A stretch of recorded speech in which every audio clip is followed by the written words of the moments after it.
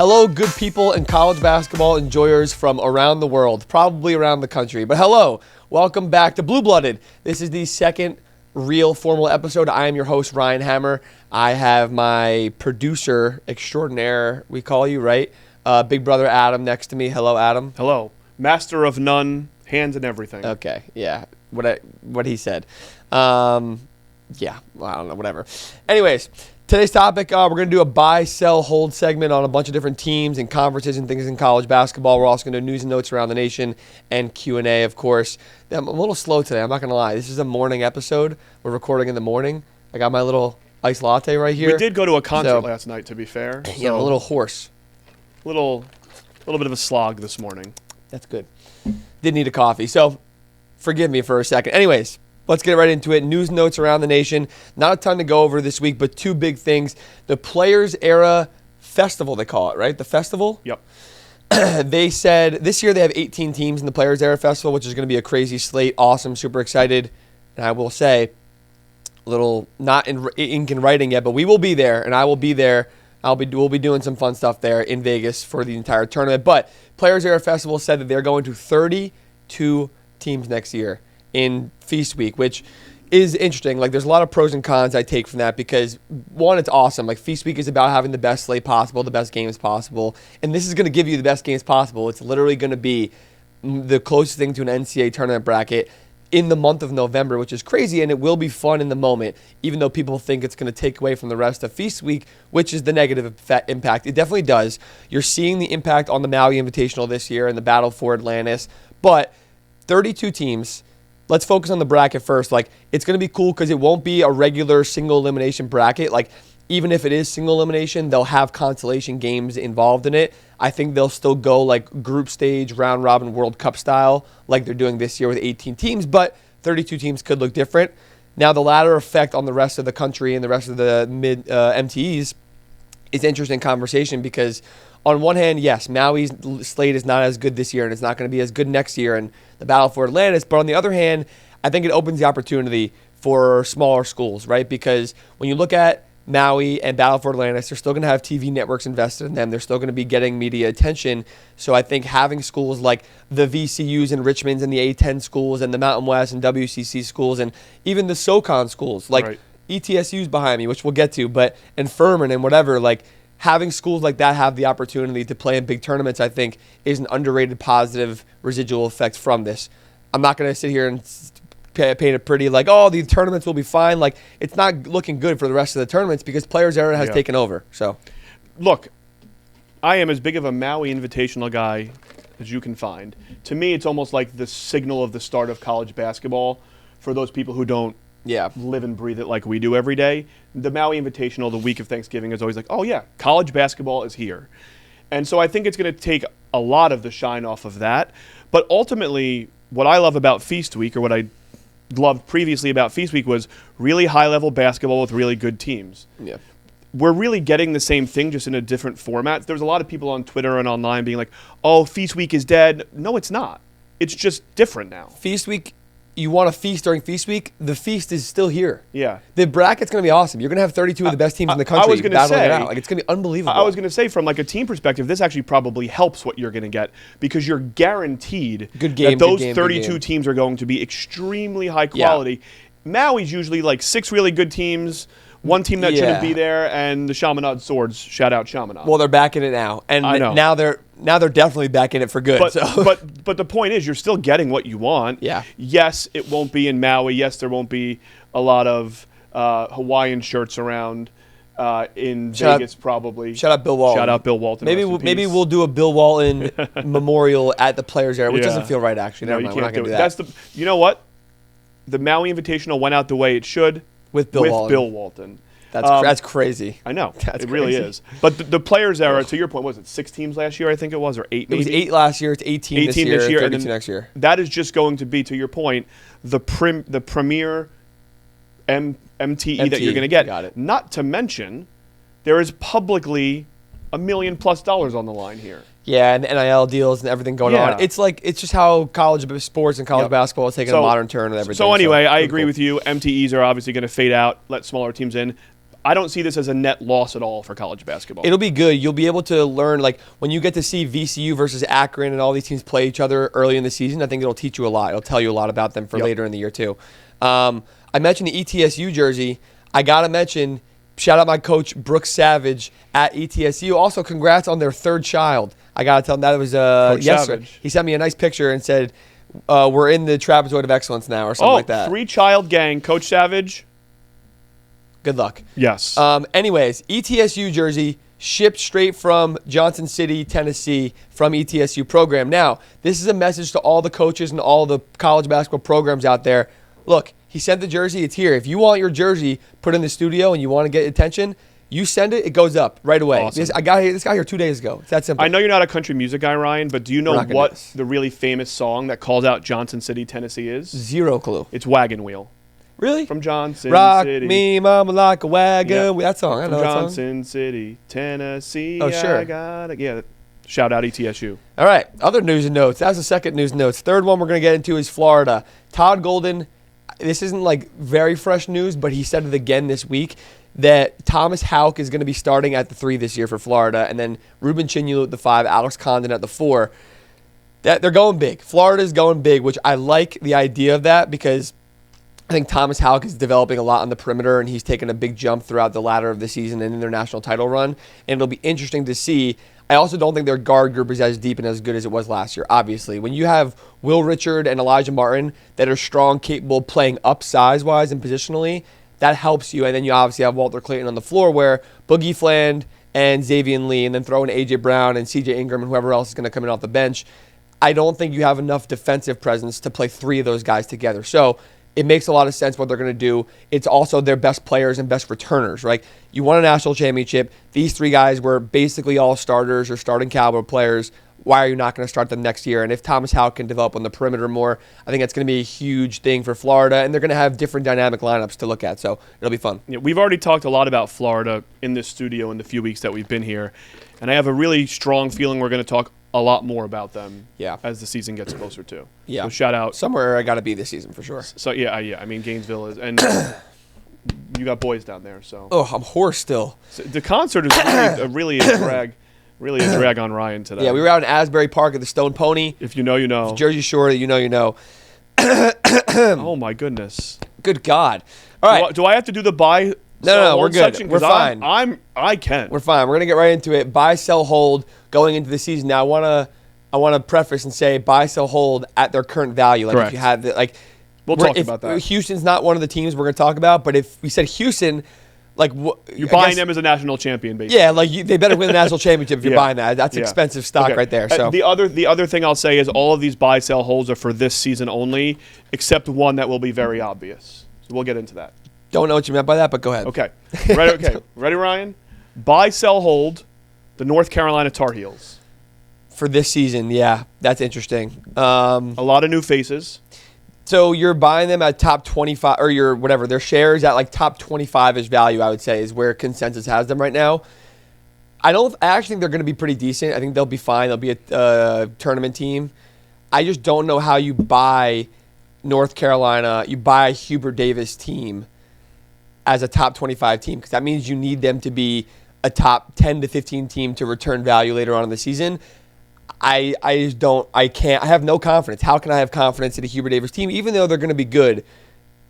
It's tough because I do like a couple of their players. It's a lot of unknown. Yeah. I'll say sell, because how do you have faith in the Hubert Davis team getting better than a top 25 team? Yeah. By the way, number 18 on Torvik preseason. KenPom's not out yet for 18 for next season. Interesting. 18 on Torvik. I think it's probably a foregone conclusion that they're going to get votes because it's North Carolina and they always get votes. And again, it's a lot of new faces, but they're good faces from good schools. It's just a matter of how do they gel together. Yeah, and Seth Trimble is going to be a big piece of this. I think Caleb Wilson's going to be awesome this year, and he's probably going to be their best player. Seth Trimble offensively, I think, is a big thing. We saw it in the preseason last year, exhibition games. He was going crazy, and I don't think we saw enough of it throughout the year. To be fair, they had other guys they were playing also, and he will be the main guard this year. Kyan Evans is solid. Henry Vasar is good. How good can they be? They're not super deep. I'm going to sell. I'm going to sell. That's my answer. I'm going to sell. Okay. Okay. This next one was a very popular one in all of our mentions and DMs all week. Buy, sell, hold Colorado in Tad Boyle's, I believe, 16th season. 16? Yeah. Holy crap, good for him. It's been a minute. Good for him, but let me just say that Colorado's had a couple of good years with the KJ Simpson, Tristan Da Silva core. Like they were a tournament team. They were against that. They beat Florida. I guess that was a year and a half ago-ish, whatever. And they had a good year. The Colorado program should be better than it is. I know they just transitioned to the Big 12 recently, but like to compete in the Big 12 and after the Deion Sanders stuff with Colorado football, like Boulder, Colorado, like how do they not recruit better and do better? Maybe it's an NIL collective thing and whatever. But well, look, what the Deion thing did do was bring athletic dollars into the athletic department at Colorado. Now, I think the Deion thing blew up the way it did for a whole slew of other reasons. But there should be a residual effect better on the rest of athletics. But I generally agree with you that Boulder is a lovely place that any kid should want to go to school, and they should have a really strong athletic department. Yeah. I do think the Big 12 move from the Pac, it was probably even the Pac-10 at the time. It makes sense though. Like I know. Regionally, when you look at it, they're right next to like Kansas and everybody and stuff like that. So. I know. I think they're just kind of out of place a little bit there. Yeah, and for basketball specifically, I'd say. Yeah. My answer is I'm gonna sell the value. We're talking stock value. The share value is super cheap right now. Agreed. But at the same time, it's one of those where like I don't have any stock in it. I don't want to take that, even though it's low risk. I don't see the reward and the upside. They have a lot of freshmen. They do have a pretty good freshman class. It's going to be a lot of freshmen. What's his name? Barrington Hargress from UC Riverside, who is good. I think he was all Big West first team. And then Ben got Dak. Like that team is not going to do much in the Big 12 to me. I don't see a ceiling of where they get to the NCAA tournament. I agree. Sell this year. I'd probably buy them long term, but yeah, I would put for long term. I put a couple. Why not? A couple dollars in there. Okay. I alluded to this earlier. Here's the one that is not just for this season. Okay. Buy, sell, hold Chris Beard at the University of Texas. Not Chris Beard. Oh my goodness. Sean Miller at the University of Texas. Wow. What? Last coach. Sorry, guys. Sean Miller. So what's the share value? What's the expectation? Because that. I'll tell you without looking at Torvik or anything like that, because again, this is not. I think they're probably like outside top 25. My expectation would be a coach of that caliber at a school like UT Austin. That should be consistently a top 25 team. And like Final Fours, maybe in and out of that quality. I would say if you bought them, you would expect them to make long a run. Term. And you're saying long term. Yeah, medium to long term. Okay. Yeah, I guess I'll hold on Sean Miller specifically. I like him as a coach. I don't want to buy because I don't think that he or the pure financial investment into UT athletics, and even if it is basketball also, is going to get them to where they want to get to, like you're saying, of Final Fours, maybe titles down the line, whatever. Yeah. I don't think it's that simple, especially for basketball. I don't think it's that simple. I like him as a coach. I don't think he's like this transcendent coach that's going to like change the program forever.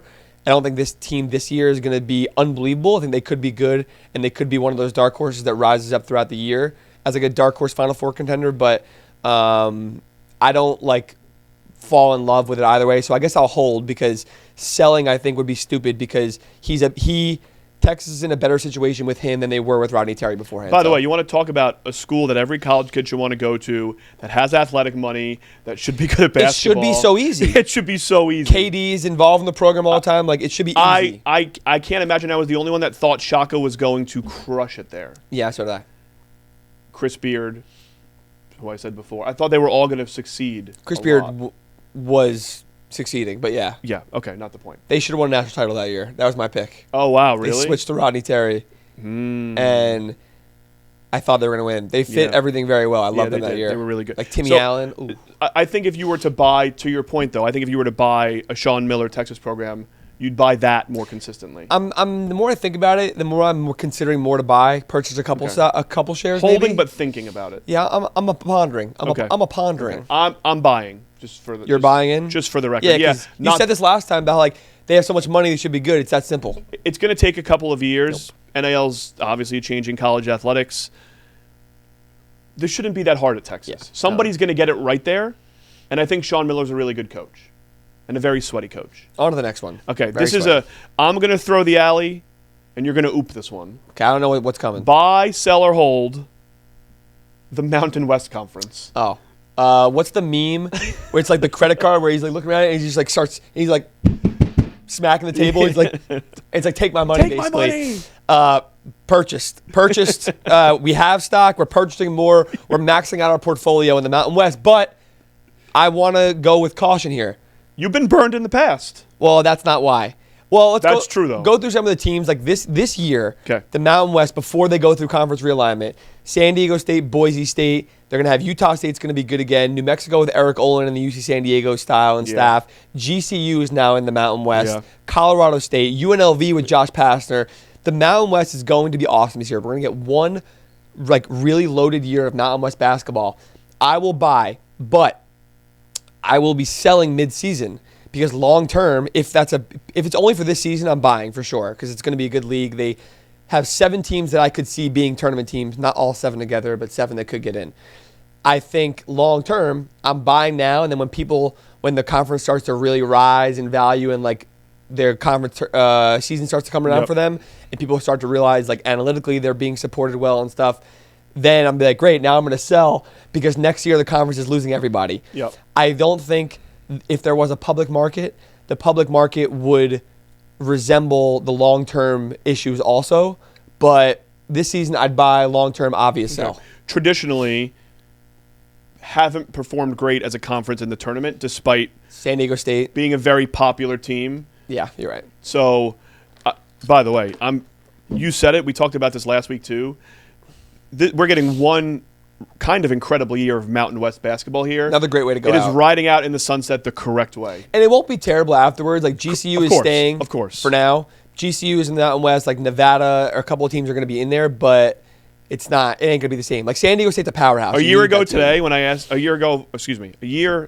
today, when we sit down and I ask you the same question for Pac-12, that's going to be a great conversation. Anyway. With Gonzaga, purchased. Yeah, it's going to be so much fun. Don't sleep on the Texas State Bobcats. Okay. Well, they're only football, I thought, or is it everything? Full on moving, I believe. That's interesting. Gonzaga's basketball only is the only. They don't have football. Well, they do in NCAA football 26 because I created them. Gonzaga to the national title. Okay. That's the least. On to the next one. For it all day. Okay. Time for some of the big boys. Big boys. Oh yeah, we got That. By the way, I want to make it very clear. This is the Blue Blooded podcast. That was not a jab at North Carolina. Who cares? North Carolina's a big boy. On the next one. Buy, sell, hold. Arkansas Razorbacks. Oh, baby. This is a risky one. Yeah. Their stock, whatever price, whatever you want to call it, is probably around like not top 10, top 15, I would say. I think most people think they're definitely top 25, definitely top 20 team. Oh, it's just tough. It's risky. Number 16 in Torvik, by the way. If the analytics support them also with a lot of freshmen, that's really interesting. Yep.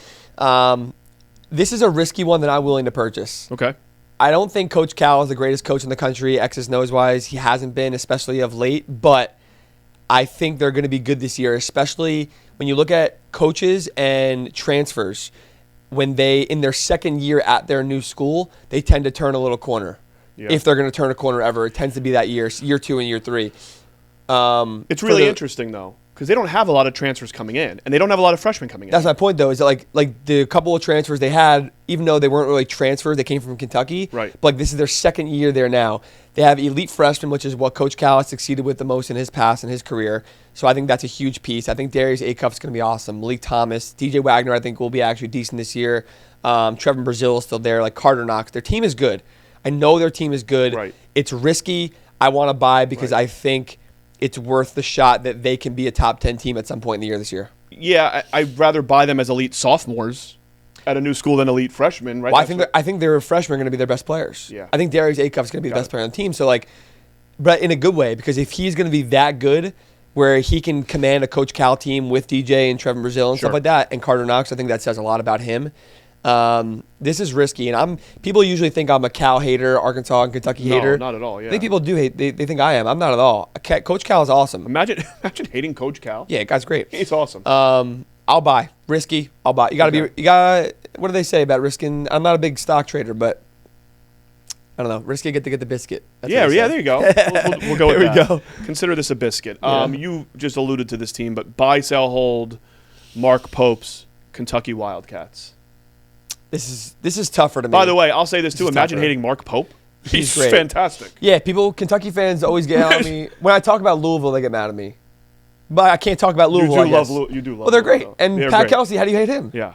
But no, I agree. Let's just focus on Kentucky. We don't need to talk about Louisville. This is an even tougher one because their stock's a little higher than Arkansas. Yeah, I was going to say Torvik 14. But throw the preseason analytics that will be irrelevant in a month anyway. From an expectation matter, it does. They're going to be seen as a top 10 team in the country, I agree. minimum, to start the year. Some people will have them at 5 and 6 and 7. No doubt. Without a doubt. I'll hold Kentucky. It's really tough to see them not being a top 10 team all year. Yep. Or top 15 if they dip in and out, whatever. I think they'll be better than last year. I think their depth is much better, and I think their depth is probably the best in the country this year, honestly. And now I got to pull up their roster, too, because, their roster is actually crazy. Yeah, I'm doing the same thing. They're pull it up. They're loaded. Think about the guys, their best players. Otego Away is back. He's going to be awesome, obviously, right? They have a really good freshman class. I love Jasper Johnson. They have Jalen Lowe coming in from Pitt. They have really good role guys coming in. I think defensively is the biggest difference. Mo Diabate is a huge piece for them from Alabama. Huge. Cam Williams coming in. Denzel Aberdeen's a great defensive piece from Florida. They have guys that are going to fix their holes and weaknesses from last year a little bit.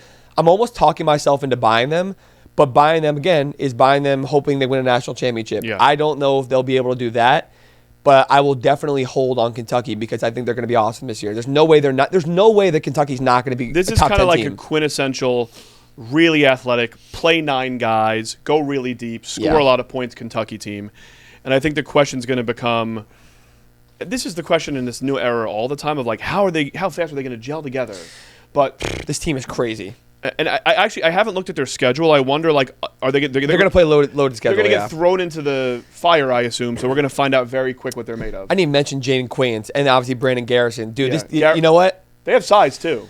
Their defending is going to be much better than I even gave credit for just now. Yeah. I think I'm leaning towards a couple of purchases, but it's a hold. I really don't see how Kentucky's not a top 10 team all season long. But their non-con's not out yet, by the way. Who cares? But they do play Carolina. They always play good teams in December. I know Kentucky always does. I know they're going to. Okay. Last one of kind of the big boys here, and again, from a Torvik perspective, this is the highest ranked team at number 8. Sell, or hold the St. John's Red Storm. Interesting. It's funny because Arkansas, Kentucky, and St. John's all have there's a fly down here. Get the fly.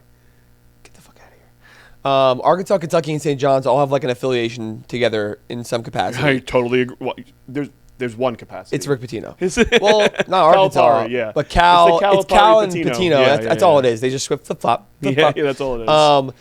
But they're homies and whatever, and they're kind of the same. They're all both mafia bosses. So, if you had to put them all together, which would be a fun exercise, you had to buy, sell, hold one of each of them. Oh, I love that. Which maybe we'll do that after this. Let's do it after this. Let's do St. John's. Focus on them. I mean, the expectation is them to win a national championship. People talk about Rick Pitino like he's God himself. If there is a God, they say it's Rick Pitino, which I can get behind. I would sell.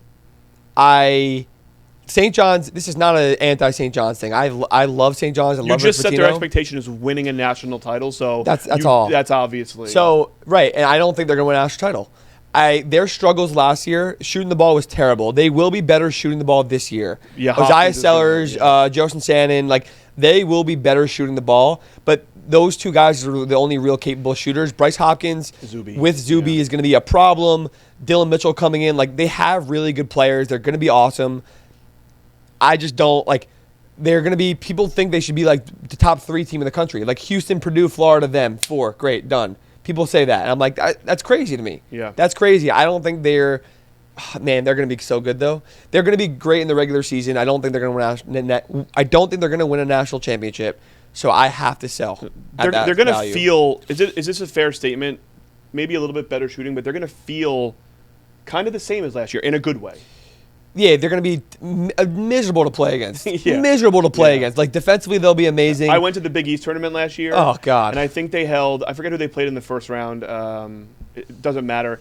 And I think there was 19 points in the first half, and they were lucky to score 19. And then the game against Marquette, they had that one defensive possession at the end of the game where, it was the rotations were ridiculous. Yeah, and I'm a Cam Jones guy. Always have been. and he had no chance. Yeah, Pitino will get these guys going. They're going to be awesome. They'll be a top 10 team all year. They'll probably be a top 5 team for a lot of the year, but like them and UConn, I don't see much of disparity between, and people see it more than I do. Yep. Okay. So let's finish the segment on this. Sure. Buy, sell, hold. Now this could be like a medium, long-term thing.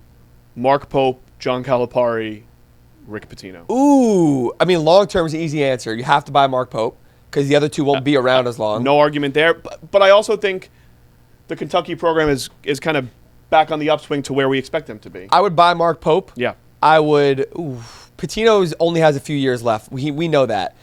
I don't think they'll win a national championship the way they play right now. So I will buy Mark Pope, hold Calipari, which I think is a little bit of a cold take, whatever, and then sell Pitino. If it was the schools, I think it's how I set it up anyway. Actually, this is how I did it. Oh, nice. For this season alone, I'm buying Arkansas, risky, holding Kentucky at top 10 value, and then I'm selling St. John's because Arkansas is going to be Arkansas is seen as a top 15 team. Kentucky is seen as a top 10. St. John's is seen as a top 5 team. So at those values, I'll buy, sell, hold.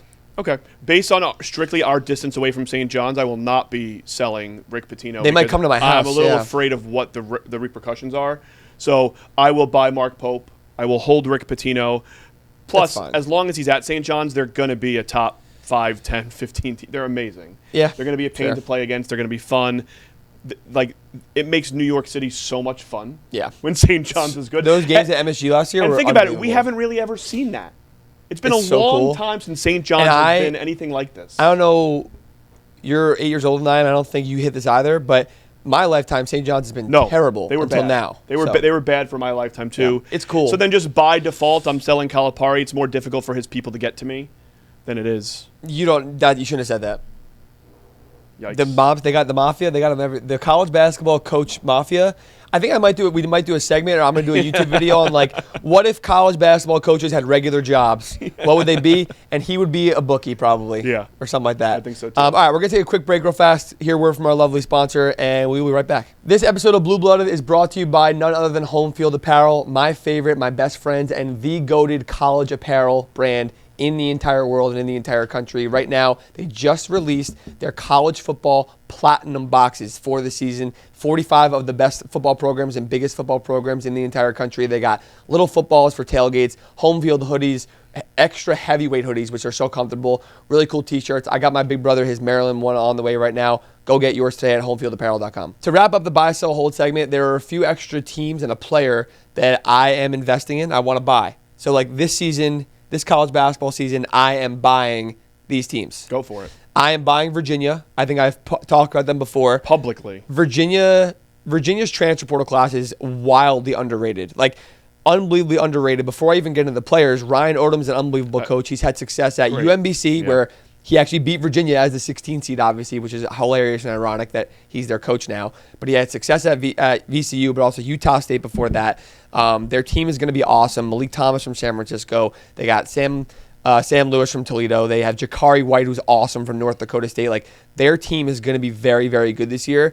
And I think in the ACC, most people look at it's Duke and it's Louisville, and then everyone sees NC State, North Carolina, Clemson, and then kind of a gray area. But I think it's those top two teams, and then in a mix, it's NC State, North Carolina, and Virginia. So Virginia could be as good as the third best team in the ACC this year. Another one I'm buying is San Diego State. I think they're going to have one of the best defenses in the country. They could have maybe the best defense in the country. We got the jersey right here, the Kawhi, of course.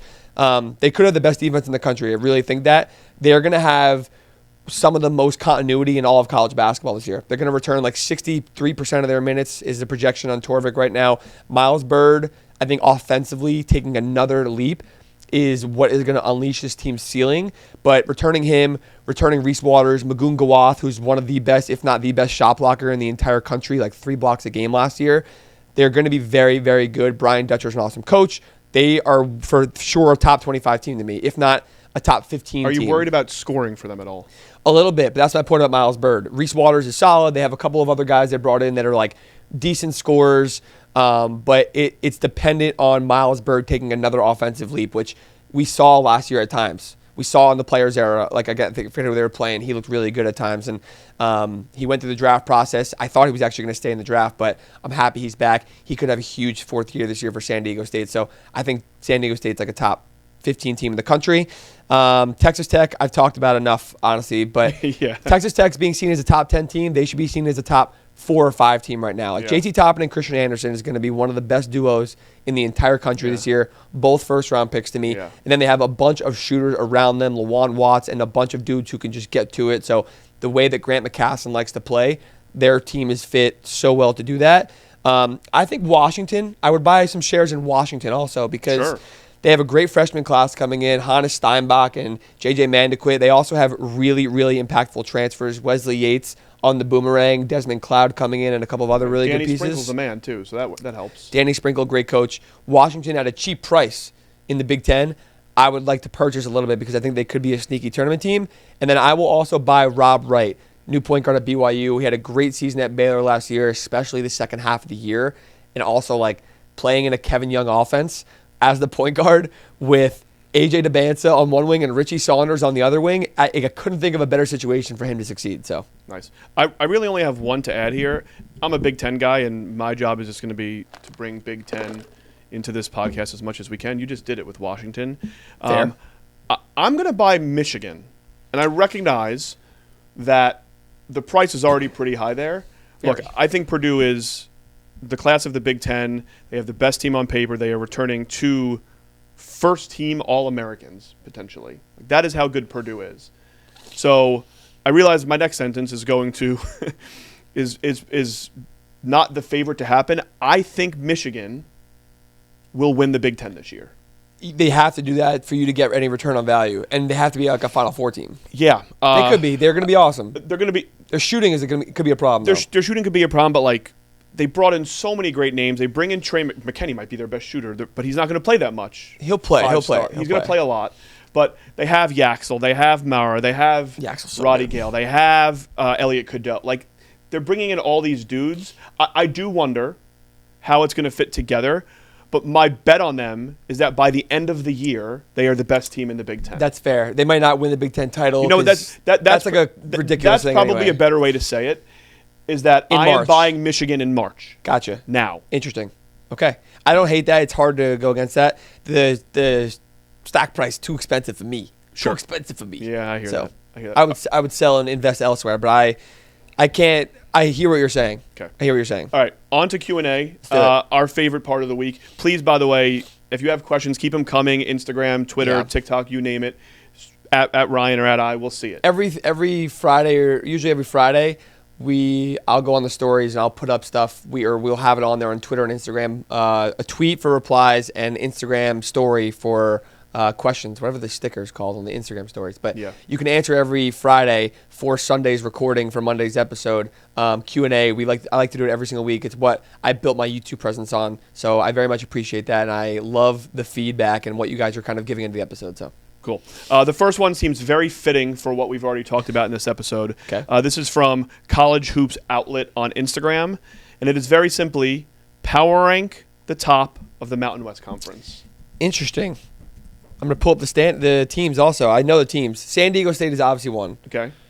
And I will do a formal episode. Like a Mountain West preview. Yeah, like because we have to. Mountain West is goated. This is tough. Definitely San Diego State at the top. Probably Boise State at number 2. I'll go San Diego State, Boise State, Utah State, GCU, UNLV, Colorado State, although I think Colorado State might be better than that, and Boise State might be worse. Boise State's always good, though. By the way, when you're done, I'll give you the top 6 in order on Torvik. Whatever. Okay, San Diego State. Man, GCU is going to be good this year.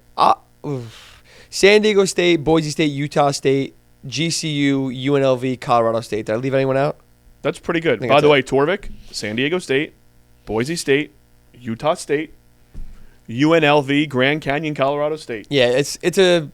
I don't like going to consensus. And by the way, New Mexico's right there. Team. Oh, shout out Eric Olin. We'll put him right. I'll put 7. I think that's the top, and then there's a drop off after that with like Nevada, Wyoming, Fresno. Yeah, that's what I forgot. San okay, Jose State, fair enough.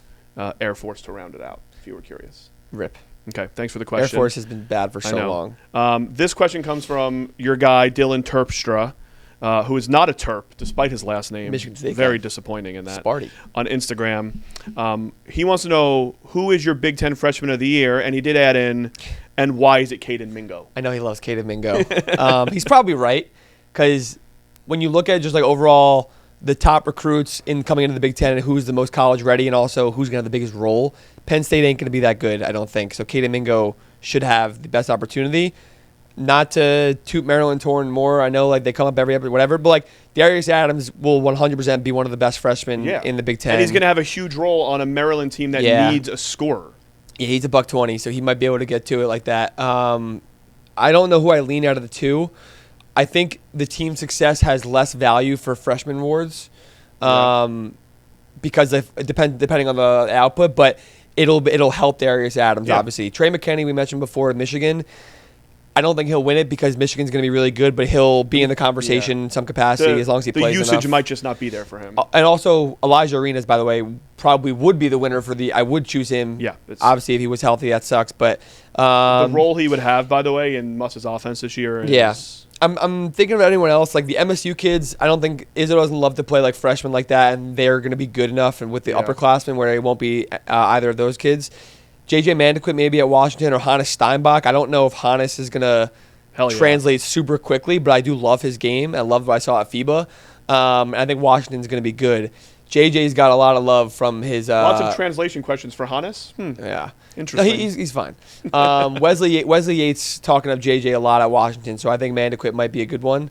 But I think we mentioned the guys that have a chance at winning, unless I'm missing someone on the top of my head. Try not to be shocked. My pick's Darius Adams. Shocker. Yeah, no. I'll say JJ. Why not? Mandequit. All right, cool. I like us being different here. Okay. I already know the answer to this one, and I think most of the people who follow you extensively do, but I want to just get this out of the way once and for all. This question comes from Billy Adams on Instagram. What are your thoughts on potentially expanding the field of 64 for March Madness? Yeah, pass. Well, it's 68, first of all. But expanding it, sure. We'll pass on expanding 68. They're going to expand to 72 or 76. They're doing it for financial reasons, to add more playing games, to add more money, get the power teams that have the money and run NCAA sports in more of those teams in, which is a shame. Now, the one way I would say is okay to expand it.